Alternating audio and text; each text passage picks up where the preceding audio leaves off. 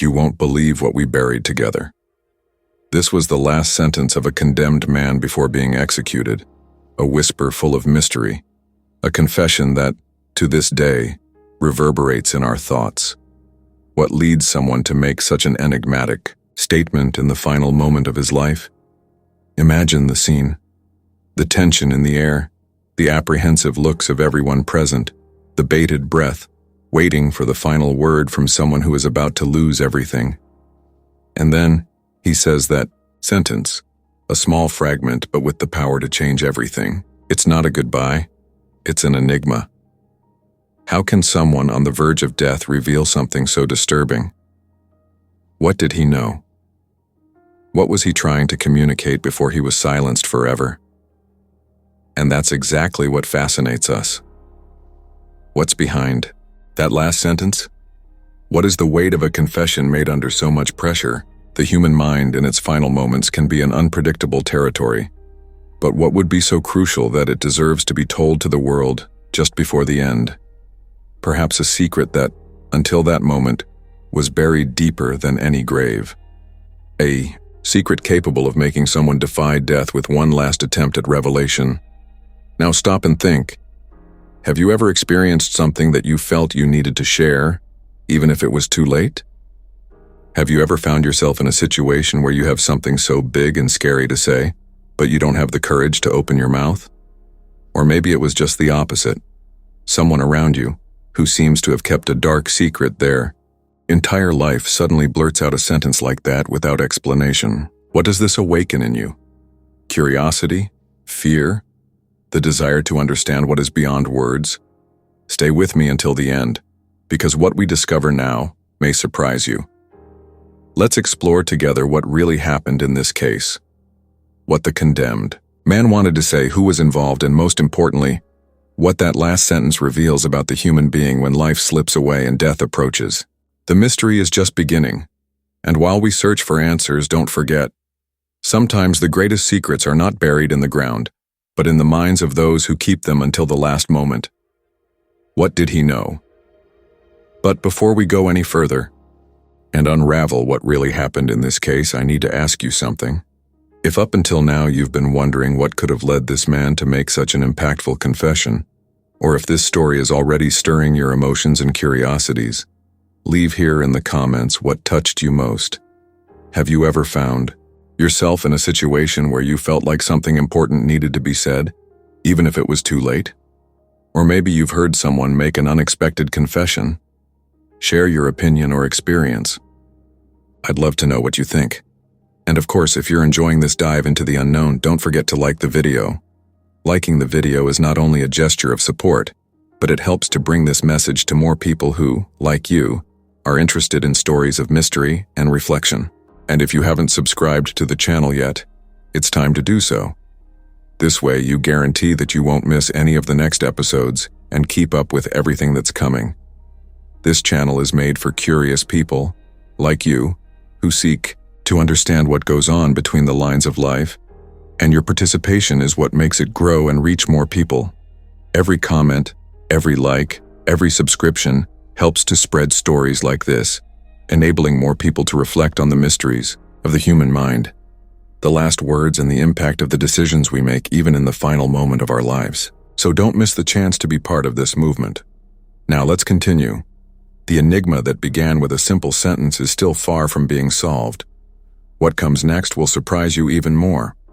Now I want to go even deeper into this subject, because what we are discussing here is not just an isolated phrase, but something that touches the heart of human psychology, something that has to do with the final moments of life and the choices we make along our journey. Why do people make these confessions before they die? What leads someone at the last moment to try to release a secret, to confess something that has been hidden for so long? Psychologists specializing in human behavior and criminology already have some answers to this question, and understanding this phenomenon goes far beyond simple curiosity about what the convict was trying to say. This type of confession has deep roots in human psychology, especially in extreme moments such as imminent death, and that's what makes this kind of revelation so fascinating and unsettling. Firstly, we are often dealing with the phenomenon of late guilt. When someone reaches the point of facing death head-on, an overwhelming sense of guilt can take over, especially if the person believes that their actions have caused irreparable harm. Throughout life, a person may have stifled feelings of regret, but as the end approaches, the weight of what was neglected or poorly done becomes unbearable. The idea that after all this time, the only chance to set right or cleanse the soul is by revealing the truth may be a strong enough motivation for confession to happen. On the other hand, there may also be desire for control. When faced with imminent death, some people try to control the narrative of what happened in their lives, as if they wanted to write the last chapter of their own story. For them, a final confession can be a way of taking control of their own destiny, of having the last word before being silenced by death. This need for control may arise from fear of the unknown or a quest to redeem oneself, or in some cases, to manipulate others' perception of who they really were. And then, there is also the regret, or even manipulation. When someone is about to lose everything, including their life, regret can become a powerful force. Regret for past actions, for broken relationships, for lost opportunities. And even though this regret is genuine, an attempt may also arise to manipulate the perception of others or even the justice system, trying to change the narrative at the last moment. It's the idea that somehow a confession at the last moment can lead to a reduction in sentence or a change in the way the person will be remembered. There are many documented cases where convicts tried to manipulate public opinion or even obtain some kind of mercy by making bombastic revelations. Research by psychologists such as Robert D. Hare, an expert in criminal psychology, indicates that during moments of great emotional and physical stress, such as those faced by prisoners at their execution, the human brain can enter a state that mixes emotional chills with impulsive reasoning. This can lead to an almost irrational desire to unburden yourself, expose feelings or situations that have been hidden all your life.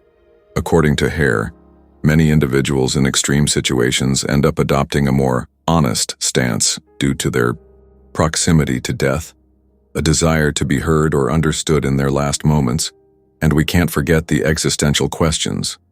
As the end approaches, many feel that their lives have been in vain, or that their legacies will be worthless if they are not explained or justified in some way. Death, with its inevitability, ends up bringing to light a desire for meaning, as if this last confession were an attempt to rescue something valuable, perhaps the hope that people would understand his actions, or, even deeper, a desire that the final story of his life be something more worthy than simple death. Now tell me, have you ever stopped to think about what you would do or say in the last moments of your life? What would be your final words if you had a chance to confess or reveal something hidden? Would you believe this revelation could change how you would be remembered? The human mind is complex, and these final decisions reveal deep aspects of our psyche. They show what really matters to each of us when life reaches its limit. Comment: that makes sense to me.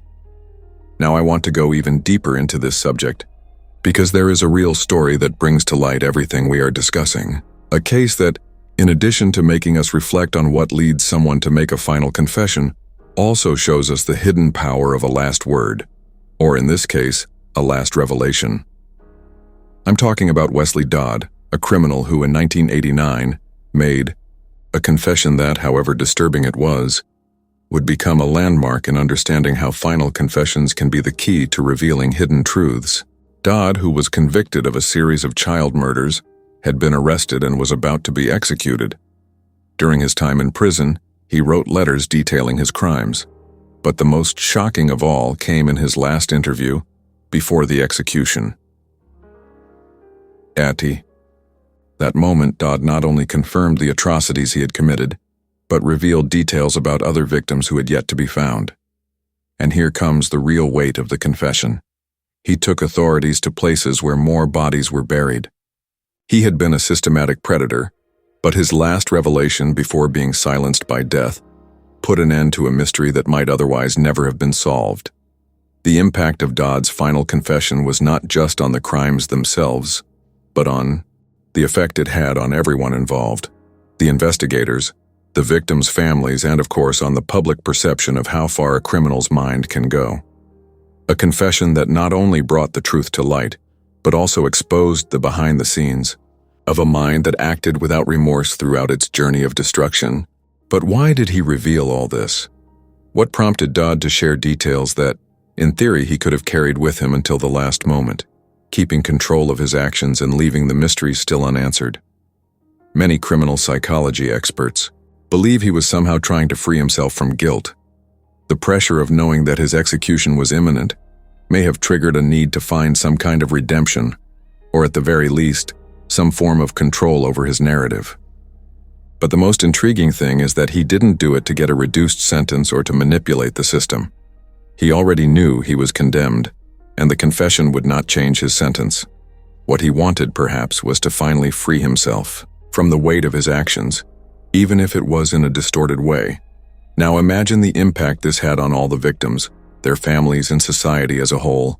The fact that the confession of a man sentenced to death led to the discovery of more lost lives, more hidden tragedies, reveals how much final confessions can not only reveal the truth, but also reconfigure the history we already thought we knew.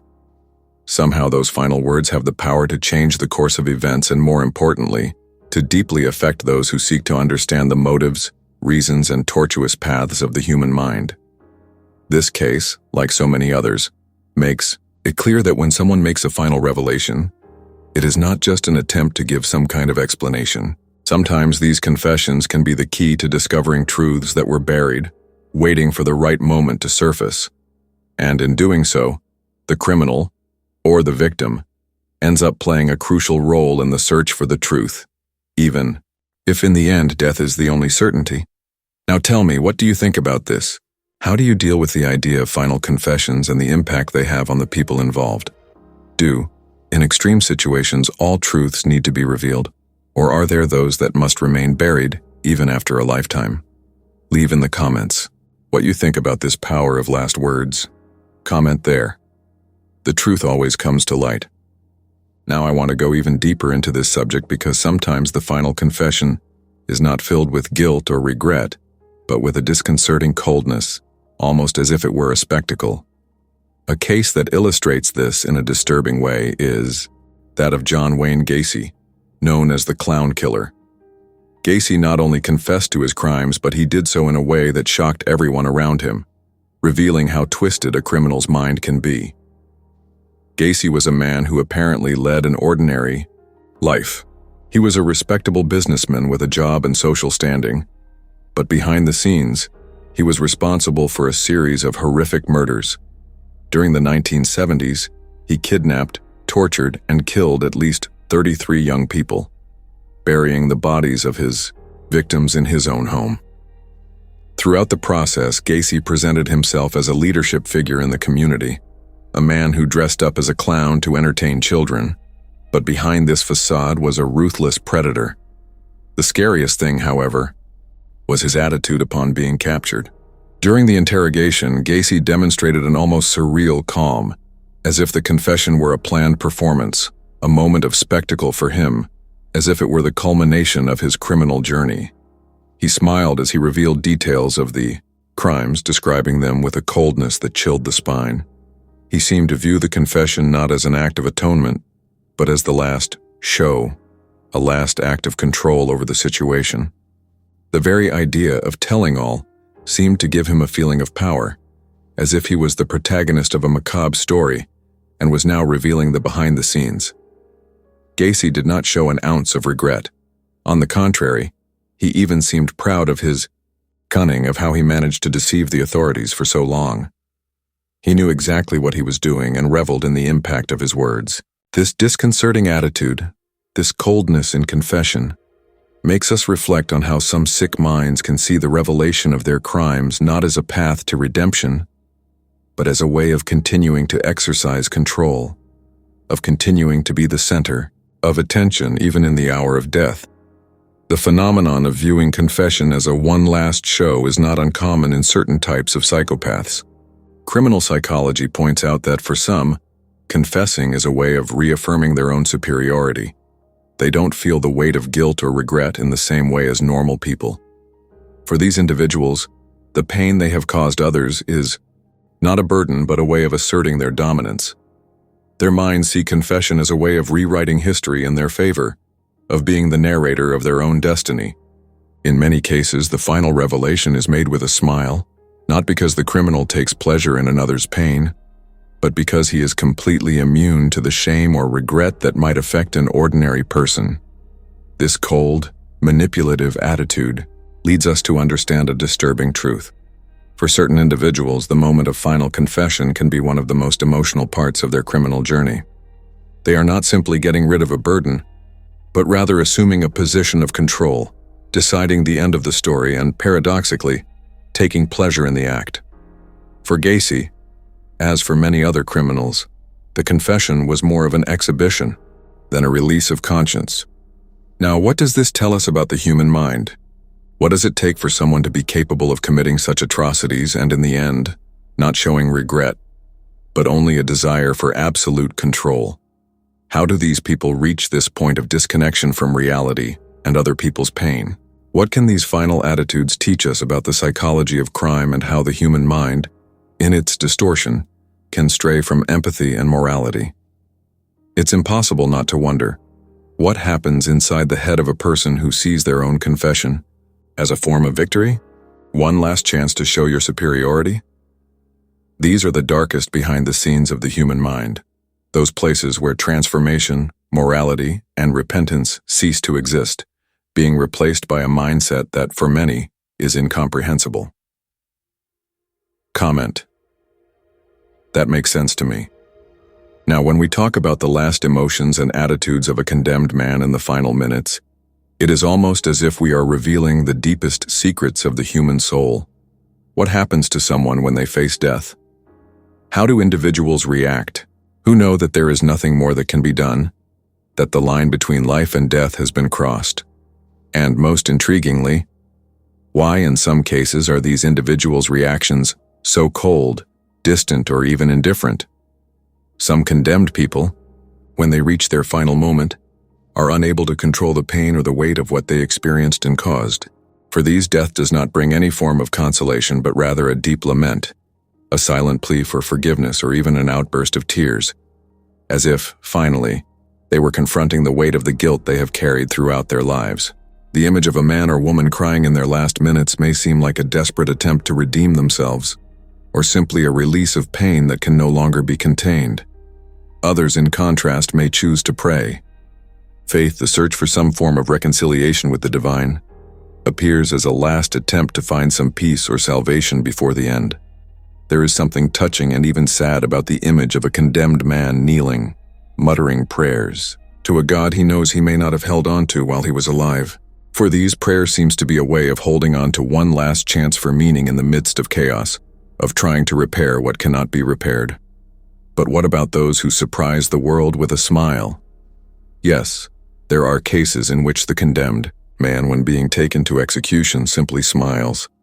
At times, this smile can be interpreted as an attempt to maintain dignity, as if the person is saying goodbye with one last image of control.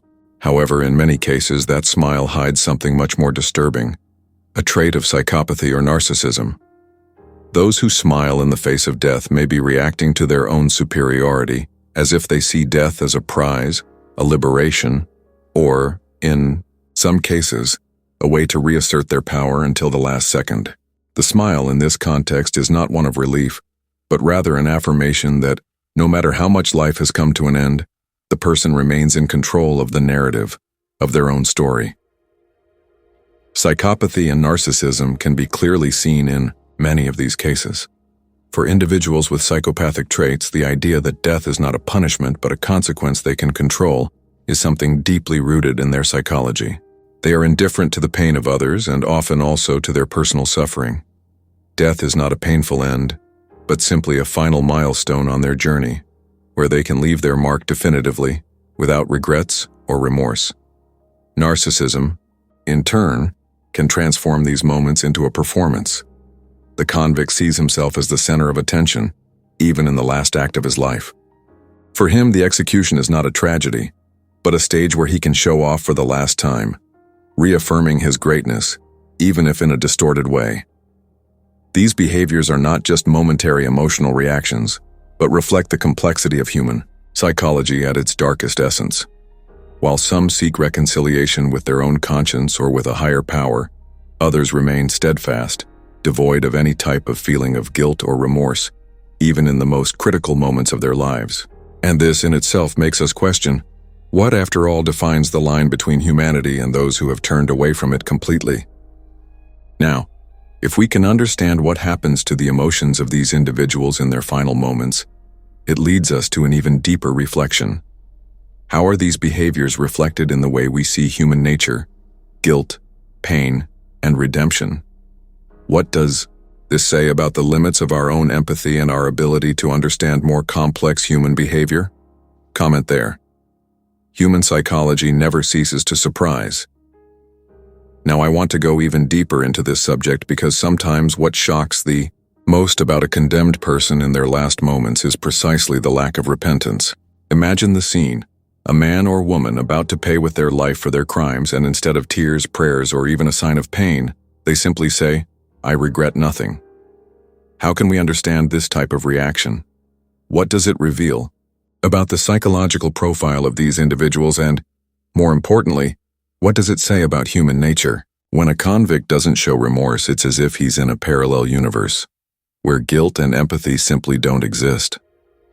This lack of regret is actually a profound reflection of a psychological disorder that affects the perception of one's own actions and how they affect others. We are talking here about characteristic traits of psychopathy, narcissism, and even antisocial personality disorders, conditions in which the ability to feel empathy or regret is practically non-existent. Psychopathy, for example, is one of the most important factors in understanding this behavior. Psychopaths are individuals who, despite committing cruel acts, are unable to emotionally connect with the suffering they caused. They see the world around them in a cold and calculating way, where people are just instruments so they can achieve their own goals. They can be highly manipulative, but at the same time, completely indifferent to the impact of their actions on others. This emotional detachment is not something they choose, but a characteristic of their brain, which works differently. The area of the brain responsible for empathy simply does not react appropriately. Imagine, then, the mind of a psychopathic convict who is about to be executed. He does not feel the weight of his guilt, does not experience the anguish of seeing his past actions in their full magnitude. He just looks at the situation with an almost disturbing indifference. For him, death is not a punishment. There is no looming fear or genuine regret. He just feels a deep disconnect with everything around him. Your life and your choices do not have the same emotional value as they would for someone with empathy. Instead of regretting it, he just accepts it, as if everything were part of a game where he somehow still controls the scenario. This lack of empathy and regret is also often seen in individuals with antisocial personality disorder, a condition that is characterized by constant violation of the rights of others and a lack of remorse after committing crimes. These individuals have a genuine inability to put themselves in another person's shoes, to feel their pain, or to reflect on the consequences of their actions. Unlike most people, who seek some form of atonement or reconciliation, individuals with this disorder continue, until the end, in the same selfish line of thinking that led them to commit the crimes in the first place. What about narcissism? Well, the narcissist can also exhibit this type of coldness. For them, the idea of repentance can be seen as a weakness, a character flaw. They see themselves as superior beings, with no need to repent or ask forgiveness for their actions. Their mind, others are there to serve them, to be manipulated, and nothing they do is truly wrong. Guilt, for a narcissist, is an illusion, an invention of the weak.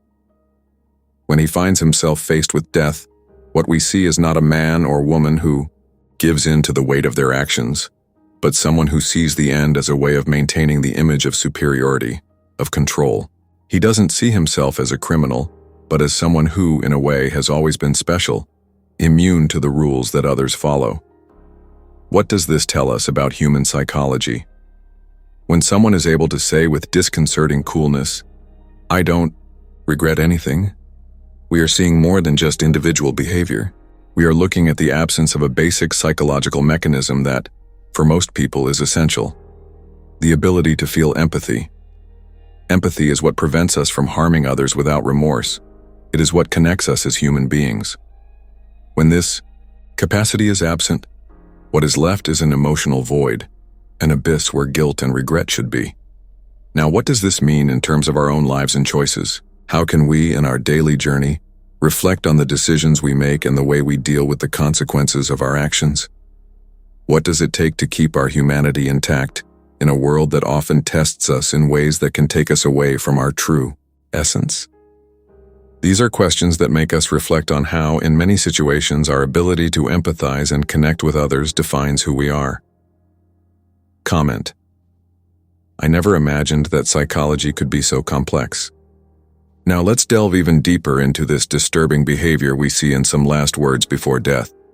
What makes someone try to justify the unjustifiable? When someone says, as a last line, "She deserved to die," the impact of this goes far beyond coldness. It is a clear attempt to rewrite history, to manipulate the narrative, to distort reality in such a selfish and destructive way that it makes us question how far this person's disconnection from humanity itself goes. Imagine the pain and shock of the victims' families upon hearing something like that. For them, the loss is irreparable. The suffering is profound, and unlike the condemned man, who tries to reverse the role of the tragedy, they have no choice but to face the reality of death as something brutal and unfair. This phrase, said in a cold and calculated way, is an attempt to exempt the criminal from any responsibility. It is an attempt to place the blame on the victim, to make the act of violence seem more acceptable or, at least, justifiable. But who is actually trying to convince themselves of something? The problem here is not just in the words, but in what they represent about the mentality of the condemned man. This type of speech reveals a deep disdain for other people's lives, a lack of empathy, as if the victim's death was just a detail, an event that happened due to their own need for personal justice. In the mind of someone who utters these words, the victim is no longer seen as a person, but as an obstacle that needed to be removed. And by saying she deserved to die, the condemned man tries to take control of such a monstrous event and make others see his distorted version of history. This distortion of reality is something that not only reveals the psychology of the criminal, but also has a huge impact on the people left behind, on the families of the victims. By doing this, the convict is not only trying to free himself from guilt, but he is trying to rewrite the history of pain, trying to lessen the tragedy he caused. And the scary thing is that in many cases, they succeed. By reversing the roles, the criminal casts a shadow over the memory of the victim and the grief of the people left behind. For the victim's family, hearing something like this is a blow. Not just because of the brutality of the act itself, but because of the way it tries to take the spotlight away from pain and loss. These words are like a cry from those who don't want to take responsibility, but also from those who don't see the other's pain. Death then becomes an attempt to make everything simpler, more explainable, more controllable for the criminal himself. And this makes us reflect. What leads someone to reach this point? What is behind this profound disconnection from reality and empathy? It is as if, by trying to justify his actions, the condemned man was trying to erase the traces of the harm he caused, trying to give the impression that in some way he did the world a favor. This attempt to rewrite the narrative, to minimize the victim's pain and to blame someone who can no longer defend themselves, only demonstrates how far from reality this person is. And it is not only the victim who is dehumanized in this process, but also justice itself, truth itself. Now think a little about the emotional impact of this. When we hear these words, we are overcome by a deep indignation, a feeling that the injustice went further, that it was not enough to take a person's life. The criminal still feels entitled to manipulate history, to manipulate the feelings of those left behind. The pain of the victim's family is often ignored or minimized, and the only thing that remains is the selfishness of those who, until the last moment, try to convince themselves that they were right, that their actions were fair, that the victim somehow deserved it. But deep down, we know that history doesn't work like that. No matter what the condemned person says, the reality of the suffering caused by their actions is undeniable. There is no justification for the pain he caused, No words that can erase the devastating impact of his violence. The attempt to rewrite the narrative is nothing more than an empty echo, a desperate attempt at manipulation that deep down only reinforces this person's cruelty and lack of regret. Now let's think about how society deals with this. On a deeper level, the emotional response we feel upon hearing those last words, like "she deserved to die," is not just shock, but also reflection on what it says about human nature. Somehow, we find ourselves confronted with the darkest layers of the human psyche, with the lack of empathy, with the distortion of truth, and with the attempt to justify cruelty. And while we wonder what makes a person act like this, the truth is that often these words only serve to show how much someone's humanity can be eroded to the point of trying to manipulate until their last act. Comment: that makes sense to me. Now let's explore another fascinating aspect of these condemned men's last words: their late confession. There is something deeply disturbing about how, moments before their executions, some criminals choose to finally open their mouths and reveal the truth, often about crimes that no one knew had occurred. These confessions may be like a last act of desperation, or perhaps an attempt to redeem yourself even if it is too late. But the big question is it worth waiting until the last moment to tell the truth? Or does the weight of guilt become more unbearable when death is so close? The answer to this is not simple, because it reveals something even deeper about human nature. Let's look at a real-life case that vividly illustrates this: Gary Tyson. In 1978, Tyson, a convicted murderer, was released from prison along with 2 other maximum security prisoners. During an escape, Tyson and his associates killed an entire family, trying to escape capture. For years, no one knew who was responsible for these brutal murders, and the case remained open. However, surprisingly, moments before being executed, Tyson finally confessed to the crimes, revealing details that were previously unknown to the authorities. This confession not only brought to light the truth about those murders, but also led to the reopening of investigations and the resolution of other related crimes. This almost sounds like a late revelation, doesn't it? A truth that could have come much earlier, but only appeared when the condemned man knew that his end was near.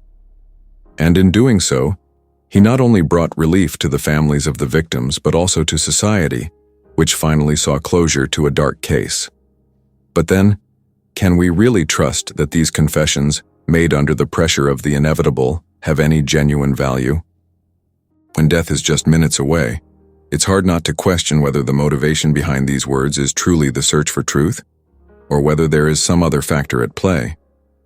Is it an attempt to redeem oneself, a last act of recognition of the mistakes made? Or is it just a psychological game, a desire to manipulate circumstances in a way that puts the criminal in a position of control, even in his final moments? This reflection leads us to an interesting moral dilemma. Is it more valid to hear the truth even if it came too late? Or does the lack of repentance over the years make this confession irrelevant? Can these last words actually change anything? Or do they simply reinforce the fact that the criminal always had the ability to control his narrative until the last second, and the impact of this on victims and their families? When a confession comes too late, when a criminal's words don't arrive in time to prevent the pain and suffering of so many people, it's hard not to feel like there has been a failure in the system. After all, these secrets could have been revealed much earlier. And yet revelations are made at the last moment, as if the weight of death were the only thing capable of extracting the truth from those who prefer to remain silent. Now, I want you to reflect. The fact that a criminal finally confesses to his actions before dying can be seen as a last attempt at justice, or would it be just another form of manipulation by those who seek to ensure that their version of the story is the last one remembered?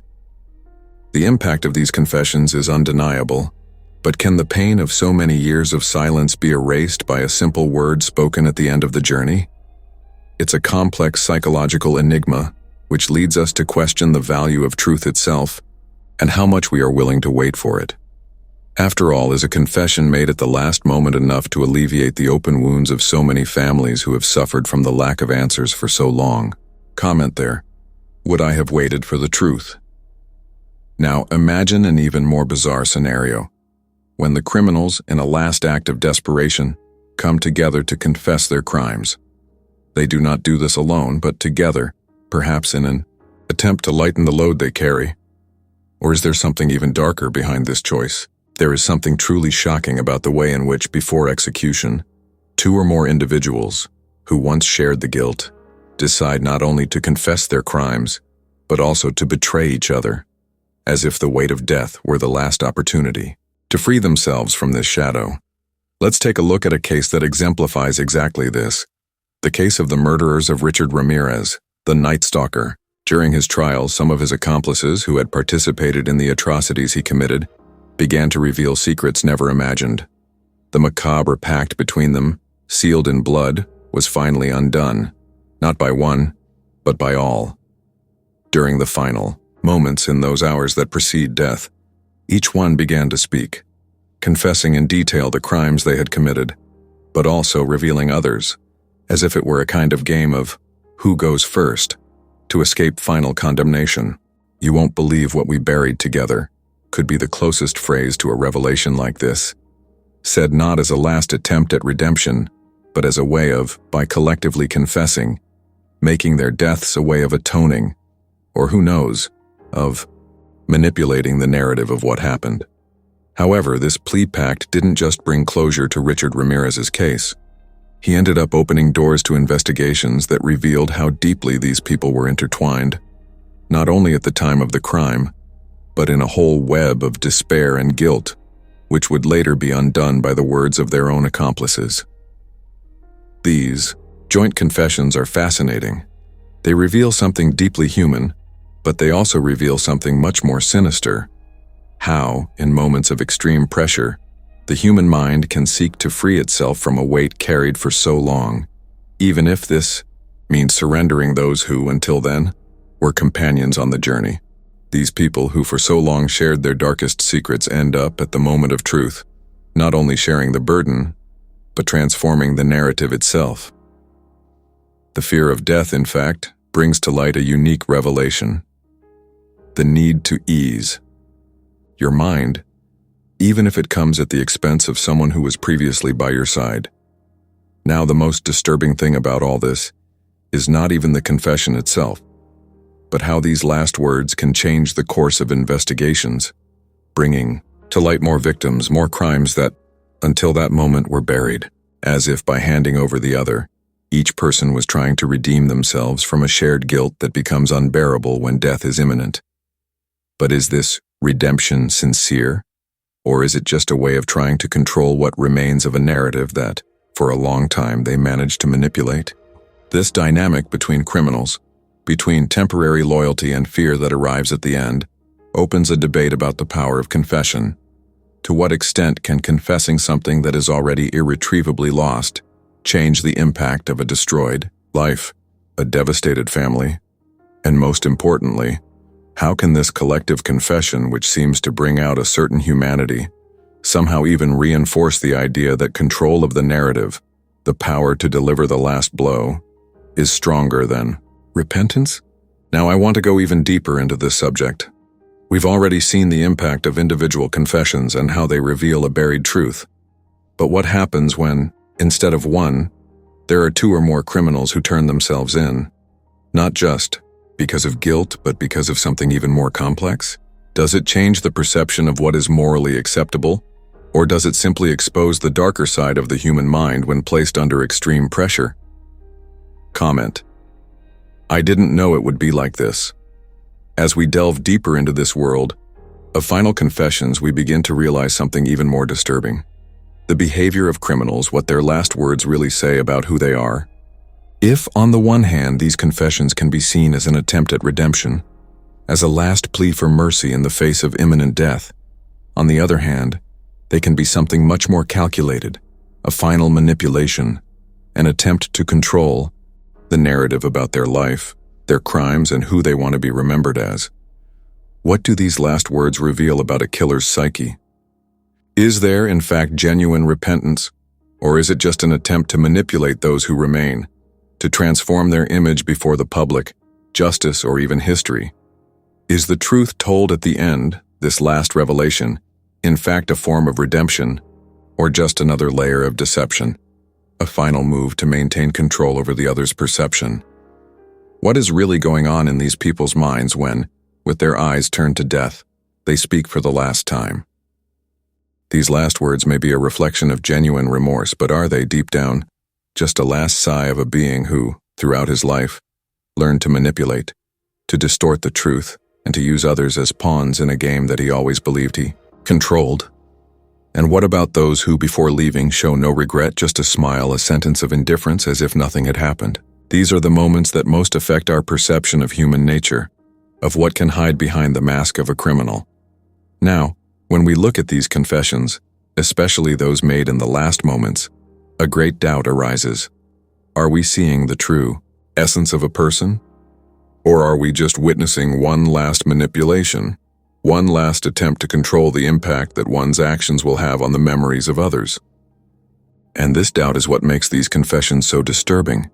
Are these words an attempt at genuine redemption, or just a final manipulation where the criminal, even in the face of death, tries in some way to free himself from guilt, or even to place himself in a position of power where he can dictate history instead of being a mere victim of the consequences of his actions? These final moments, these last words, challenge us to think about what really exists inside each human being, about what motivates us to act, to make decisions, and even to confess when time runs out and there is no turning back.